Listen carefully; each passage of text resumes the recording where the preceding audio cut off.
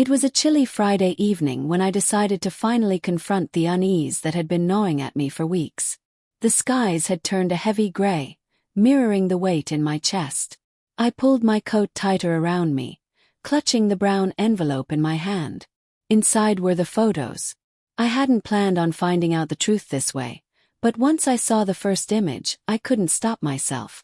The address matched what I had seen on the receipts tucked inside James's jacket pocket last month. He had claimed they were from a business trip, some out-of-town training event, but something had felt off.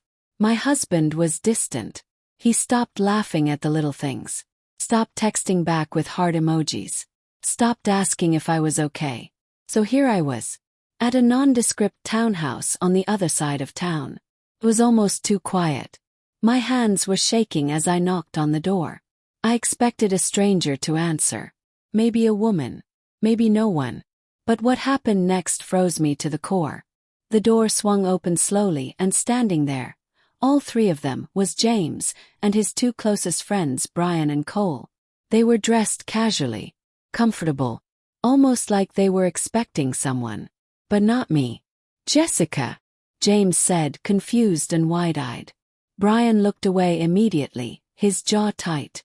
Cole offered a nervous chuckle like it was some sort of prank. I stared at them, my mouth slightly open, my voice caught somewhere between anger and heartbreak. "What is this?" I finally asked, holding up the envelope. James looked down, then stepped aside. "Come in," he said quietly. I walked past them into a cozy living room. Smelled like cologne and fresh coffee. The fireplace flickered softly, adding an eerie warmth to an otherwise cold moment. On the table sat 3 mugs, a deck of cards, and an open bottle of wine. They had been relaxed, comfortable until I arrived. I sat down. No one spoke for a full minute. My eyes darted between them. All 3 looked guilty.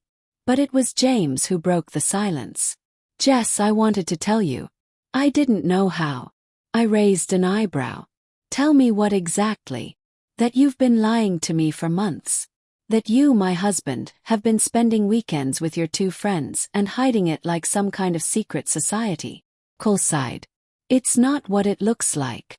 "Then tell me what it is," I snapped. "Because I have photos, I have receipts, I have hours of trying to convince myself I was just being paranoid." Brian looked at James. Then he looked at me. "We've been meeting here. But not for what you think." My stomach twisted. I knew that tone. That half-truth delivery. I braced myself. James leaned forward. "It started with Brian. He was going through a rough patch. Depression, anxiety. He didn't want to tell anyone. So we started meeting up here. A safe space, a place to talk." My eyes flicked to Brian, who nodded reluctantly. "And then Cole joined us," James continued. "Not because of anything serious, but because he needed it too. We weren't trying to hurt you. We were trying to help each other. It was like therapy. For men who didn't know how to talk." I blinked. The wind outside howled slightly against the windows. "And you couldn't just tell me that." "I was embarrassed," James said. "What would you have thought if I told you I needed a men's circle every weekend? I didn't even know how to explain it to myself." Cole stood up and walked over to the fireplace. "Jess, it's been hard for all of us. Our lives look fine on the outside, but inside, things crumble. You wouldn't believe the things we've confessed in this room." I sat back stunned. "But you've been lying." "Yes," James admitted. "And I regret that more than anything. But it wasn't about cheating. It wasn't about betrayal. It was about shame." I didn't know what to say. 1,000 thoughts spun in my head. All this time I had pictured the worst. Another woman, a double life, some shocking revelation. But the truth, though painful, was strangely human. Brian finally spoke. "We didn't know how to ask for help. So we created our own space. And I'm sorry you got caught in the middle of our silence." Silence fell again. The fireplace crackled. "Why didn't you invite me in?" I asked quietly. James looked up. "Because we were afraid you'd judge us.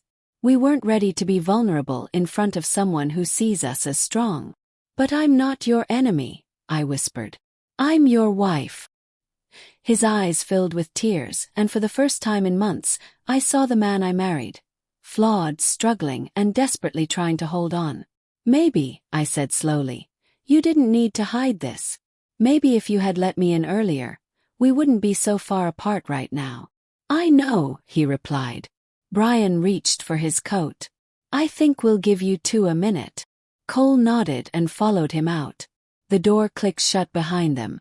Turned to James. Tell me everything. So he did. For the next 3 hours, James poured his heart out. How he felt like a failure after his job promotion came with more pressure than he could handle. How he'd been silently panicking about turning 40. How he didn't feel like the man he thought he'd become. And how his friends, these two men, became his sanctuary when everything else felt like chaos. I cried with him. Listened. I held his hand. That night, I didn't get the dramatic confession I had prepared for. I didn't scream or throw things. I saw something deeper, a version of my husband I hadn't met in years. And in that townhouse, sitting across from the man I thought I had lost, I realized something else. Even the strongest people need to be held sometimes.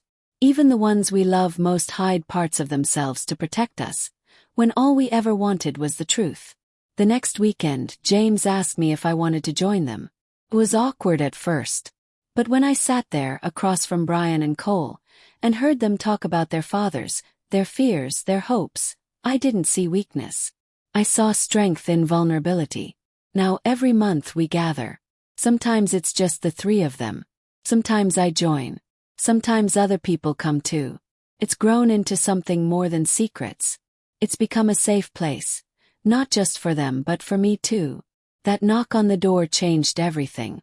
Not because of what I found, but because of what we discovered together.